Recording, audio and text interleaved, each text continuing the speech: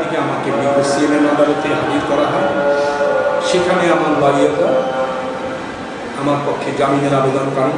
কি মামলা ছিল সেখানে? সেই মামলাটায় বলা আছে, একজন ভদ্রলোক, তিনি গুলশানে তার বাড়ি, তিনি হচ্ছেন একজন ব্যবসায়ী, আর সেই ব্যবসা প্রতিষ্ঠানে কে বা কারা আক্রমণ করে সেই ব্যবসা প্রতিষ্ঠানটায় ক্ষতি সাধন করেছে, সেখানকার মালামাল লুট করেছে, এই রকমের একটি অভিযোগ দিয়ে তিনি একটি আঘাত। আপনি কি মানে ওই কাজ করছেন?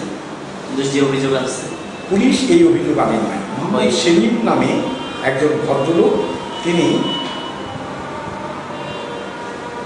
সাধারণ সম্পাদক, নাভানা টাওয়ার শপিং কমপ্লেক্স। এই সেলিম সাহেব যে অভিযোগ আনছেন, এটা এর সাথে কি আপনি জড়িত? সেলিম সাহেবের যে অভিযোগ, সেই অভিযোগে আমি জড়িত থাকার কোনো কারণ নাই, আমি জড়িত ছিলাম না। শুধু আমার নামই দেন না, আমাদের সংগঠনের সাথে সম্পর্কিত বিভিন্ন শ্রমিক সংগঠনের নেতা, যেমন বিশু, তার নাম দিয়েছেন, আমার নাম দিয়েছেন 2 নম্বরে, আর অনেকের নাম দিয়েছেন 10 নম্বর পর্যন্ত। এরকম বিভিন্ন ফেডারেশনের নেতাদের নাম দিয়ে বলেছেন যে তাদের প্রত্যক্ষ এবং পরোক্ষ সমর্থনে, নির্দেশে, সাহায্যে এই ঘটনাগুলো ঘটে, এই কথা সেখানে বলা হয়েছে। এটা একটা মামলা। তারপরে বলতেছে সেই মামলাটা আমাকে বিজ্ঞ আদালতে যখন তারা রিমান্ড চান, যে আমাকে তখনই পুলিশে জিজ্ঞাসাবাদ করার জন্য রিমান্ডে দেওয়া হয়। বিজ্ঞ আদালত সেদিনই শনিবারই, অর্থাৎ 31/7/2010 তারিখেই বলেন যে না, আপনাকে কোনো রিমান্ডের দেওয়ারটা আমরা এইভাবে অনুমোদন করলাম না।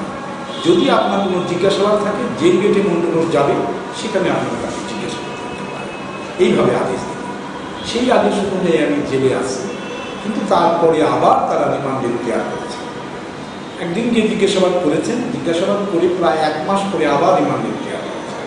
বিজ্ঞ আদালতে রিমান্ড এই 1 মাস 1.5 মাস যাওয়ার পরে কোনো আসামিকে রিমান্ডে দেওয়ার আগে বিজ্ঞ আদালত দেখেন যেটুকু সময় ইনভেস্টিগেশনের জন্য পাওয়া গেল, সেই সময়টা মোট 60 দিনের মধ্যে চার্জশিট দেওয়ার কথা নর্মাল, সেই সময়ের মধ্যে বেশিরভাগ সময় চলে গেছে কি ডেভেলপমেন্ট হয়েছে।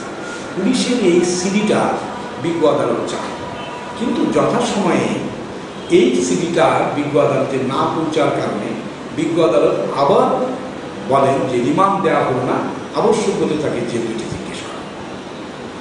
এইভাবে গুলশানের মামলাটায় আদেশ। অন্য 5টি মামলা, এর মধ্যে শিল্পাঞ্চল তেজগাঁর মামলা 3টি, আর 2টি মামলা হচ্ছে আদালত। এই যে বাকি 5টা মামলা, এইখানে যে অভিযোগ আনা হয়েছে, তার সাথে কি আপনি জড়িত? এই 5টা মামলার সাথে আমি কোনো মামলার সাথে, কোনো ঘটনার সাথে আমি জড়িত। মানে সম্পূর্ণ 10টা মামলার কোনোটাই আপনি জড়িত না? 10টা মামলা, 6টা মামলা। 6টা মামলায় কোনোটাই? এই 30/7/2010 তারিখের একই সময়ের কাছাকাছি 1 ঘন্টা এদিক সেদিকের ব্যবধানে এই 6টি মামলা হয়। এই 6টি মামলার কোনো একটি ঘটনাতেও আমি নাই, কারণ আমি হলাম তখন নারায়ণগঞ্জ, আর ঘটনা ঘটতেছে গুলশান, আদাবর বা তেজগাঁ শিল্পাঞ্চলে। আমার এখানে জড়িত থাকার কোনো প্রশ্ন নেই। বা আপনি ফোনে বা অন্য কোনোভাবে? ফোনে বা কোনোভাবে এই শ্রমিকরা এই ধরনের আন্দোলনে নামবে আমার সাথে কেউ আলোচনাও করে নাই, আমিও জানি। এই কারণে জানি না, এটা শ্রমিকরা সাধারণভাবে স্বতঃস্ফূর্তভাবে মনে করেছে যে এই ঘোষণাটা গভর্নমেন্ট যেটা 29 তারিখে ঘোষণা দিয়েছেন মিনিমাম ওয়েজ বলে, সেই ঘোষণাটা শ্রমিকরা মেনে নিতে পারে না। এই কারণে তারা স্বতঃস্ফূর্তভাবে এটা করে, এবং পুলিশ সেখানে প্রচণ্ড পরিমাণে মারধর করে। মারধর করে সেই মিছিল ছত্রভঙ্গ করেন, অনেকে গ্রেপ্তার করেন, গ্রেপ্তার করে তাদেরকে বিভিন্ন মামলায় দেয়। আর যেই সময়টুকুনের কথা এই ধরনের মামলাগুলিতে উল্লেখ করা আছে, ঘটনার সময় কোনো লোকের পক্ষে এই তেজগাঁ শিল্পাঞ্চলে একটা মিছিল করে এই মিছিলটা নিয়ে আদালত যে আবার সেই মিছিলটাই গুলশানে যাওয়া, ইট ইজ কোয়াইট ইম্পসিবল। যেখানে শত শত পুলিশ উইথ আর্মস তারা এত ডিউটি পালন করতেছে, সেইখানে এটা করার মতো কোনো কারণ নাই। যেখানে যেটা ঘটেছে, পুলিশ 15 থেকে 20 মিনিটের মধ্যে এসে তাদের উপরে চড়াও হয়ে তাদেরকে পিটায়ে ছত্রভঙ্গ করে দিয়েছে। আমরা ছিলাম গুলশানের মামলায়, পুলিশ সিটি জমা দেয়নি এবং বিজ্ঞ আদালত একইভাবে জেল কেটে জিজ্ঞেস করতে দিল। তারপরে ওনারা আমাকে আবার জেল কেটে জিজ্ঞাসাবাদ করেন। জেল কেটে জিজ্ঞাসাবাদটা কেমন ছিল?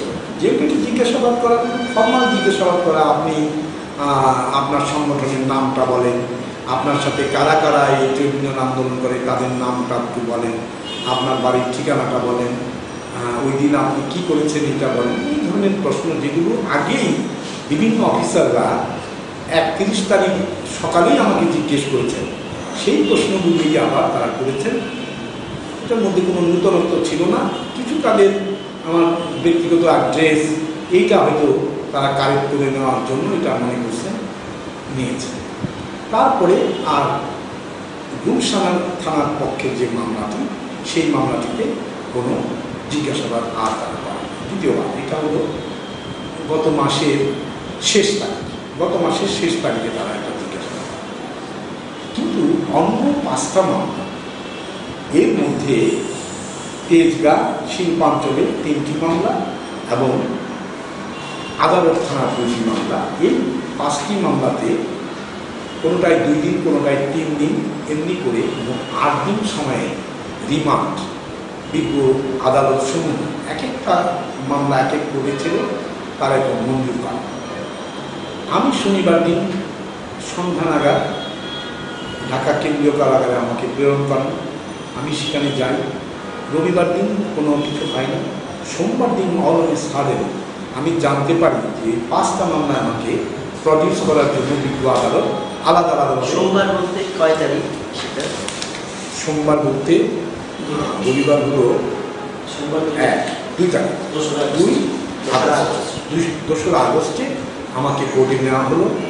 সেখানে একটার পর একটা মামলা, 5টা মামলাতে আমার বিরুদ্ধে রিমান্ডের অর্ডার, কোনোটায় 2 দিন, কোনোটায় 3 দিন, কোনোটায় 1 দিন, এভাবে রিমান্ডের অর্ডার। সেই রিমান্ডের অর্ডারের পর আদালত থানার মামলা প্রথম আমাকে তেজগাঁ শিল্পাঞ্চল থানায় নিয়ে যাওয়া। তেজগাঁ শিল্পাঞ্চল থানা মামলায় আমাকে 2টা মামলা, 3টা মামলা, সেখানকার যারা পুলিশ অফিসার দায়িত্বে ছিলেন তারা আমাকে জিজ্ঞাসা, মানে 2 তারিখে 2রা আগস্ট প্রথম আপনাকে জেল থেকে রিমান্ডের জন্য নিয়ে আসা। কোথায় নিয়ে আসলো? তেজগাঁ শিল্পাঞ্চল। তেজগাঁ শিল্পাঞ্চল থানায় আমাকে 3 দিন রাখা হলো। সেখানে জিজ্ঞাসাবাদ করে আমাকে আবার করে দেওয়া। আপনি কোনো নির্যাতন করা হচ্ছে? জি। ওই থানায় কোনো প্রকার শারীরিক বা মানসিক নির্যাতন? সেখানে কোনো রকমের মানসিক বা কোনো রকমের শারীরিক নির্যাতন তাদের ফর্মালি এই মামলার ঘটনা সম্পর্কে জিজ্ঞাসাবাদ করার জন্য করার পরে 3 দিন পরে আমাকে যখন কোর্টে দেন, তখন আবার আমাকে ডিবি অফিসে আবার নিয়ে আসে। মানে 5 তারিখে আপনাকে ফেরত পাঠাইল, ডিবি অফিসে আবার নিয়ে আসে। ডিবি অফিসে আনলেন ওই আদালত থানার মামলার একটা রেফারেন্স, সেখানে এনারা জিজ্ঞাসাবাদ করে ওনারা 2 দিন রাখলেন। দেখে আবার নিয়ে আসলেন যে তা না, আর এরপরে ডিবি আদালত থানার শেষ হইলে আবার তেজগাঁ থানার আরেকটি মামলায় আবার জিজ্ঞাসাবাদ করা শুরু। ওই ডিবি অফিসে, ডিভিশন অফিসে এরকম 6 দিন থাকার পরে তারা আমাকে 10ম দিনে কোর্টে প্রেরণ করে। কোর্টে প্রেরণ করার পর আমি সেখান থেকে আসি, কোর্ট থেকে আসি, আমাকে জেলখানায় পাঠায় দেন 10 তারিখ। 10/8 আমাকে জেলখানায় পাঠান। আমি জেলখানায় থাকি। জেলে থাকা অবস্থায় বিভিন্ন রকমের সংবাদ বিভিন্নভাবে বিভিন্ন লোক বলে আমরা, কিন্তু জেলখানায় থাকার পরে আমাদের সবসময় একটা মানসিক দুশ্চিন্তা ছিল যে আদালত থানার একটা মামলায় রিমান্ড পাশ হয়ে আছে, কিন্তু তারা আমাকে নিচ্ছেন না। হ্যাঁ বলো, একেবারে শেষের দিকে 5, 6, 7 দিন পরে একদিন তারা গেলেন, তারা বললেন যে আপনাকে রিমান্ডে যেতে হবে 4টা। আমি প্রস্তুত হয়ে আসলাম। তারা আবার বললেন যে আজকে চলে যান, আমরা পরে বলবো, কারণ আজকে আমাদের অন্য কাজ করতে হবে। ওনারা চলে যান, পরে একদিন রিমান্ডে নেন, নেওয়ার পরে সেখানে জিজ্ঞাসাবাদ করে ওই দিনই আবার আপনাকে কোর্টে পৌঁছায় দেন। এরপরে আর কোনো রিমান্ড আমার হয় না। প্রায় 11 দিন সময় আমি পুলিশ রিমান্ডে থাকি। এর মধ্যে হিসাব করলে দেখা যাবে রিমান্ডের সময়টা হইত 9 দিন, কিন্তু 2 দিন এই যে একজন আরেকজনের হাতে বদলের কারণে, এই কারণে 2টা দিন সময় বেশি চলে যায়। আপনি জামিনে ছাড়া পেলেন কবে? আমি জামিনে ছাড়া পেয়েছি গত পরশুদিন, অর্থাৎ 11 অক্টোবর। এই যে আমরা দেখলাম সর্বমোট 10টা মামলা, ভিন্ন ভিন্ন মামলা, এর মধ্যে দ্রুত বিচার আইনেও আপনার বিরুদ্ধে মামলা দেওয়া হয়েছে। আপনার মতে এই সমস্ত অভিযোগগুলো মিথ্যে অভিযোগ, এর সাথে আপনার প্রত্যক্ষ বা পরোক্ষভাবে কোনো যোগাযোগ নাই। তাহলে এইভাবে যদি মিথ্যে মামলা দেওয়া হয়, আর মিথ্যে মামলায় আপনি জামিনে বের হয়েছেন, একবারে মুক্ত হয়ে যান নাই, তাহলে সামনে আপনি কি আশঙ্কা করতেছেন? আমরা আশঙ্কা করি যে দেশে প্রচলিত আইন আছে, সেই আইনে এই মামলাগুলো বিচারের সম্মুখীন আমরা হব। আমরা বিশ্বাস করি যে এই ধরনের ঘটনার সাথে আমরা যেহেতু জড়িত না, বিজ্ঞ আদালতে এটা প্রমাণ করার মতো যথেষ্ট ম্যাটেরিয়ালস আমাদের আছে। পক্ষান্তরে যেই পুলিশ অফিসারদেরকে প্রভাবান্বিত করে মালিকরা এই ধরনের মামলায় আমাদেরকে গ্রেপ্তার করার জন্য ব্যবস্থা করেছেন, আমাদেরকে শ্রমিকদের থেকে বিচ্ছিন্ন করার জন্য চেষ্টা করেছেন, তারা এই রেজাল্টটা পাবেন এই কারণে যে শ্রমিকদেরকে কম মজুরি দেওয়ার জন্য, তাদের ঠকানোর স্বার্থে তাদের যারা বন্ধু, তাদের পক্ষে যারা সচেতনভাবে কথা বলে, তাদেরকে যারা সচেতন করে, তাদেরকে যখন এরকম অত্যাচার করেন, তার জবাব শ্রমিকরা অবশ্যই বুঝবেন এবং দিবেন। Thank you.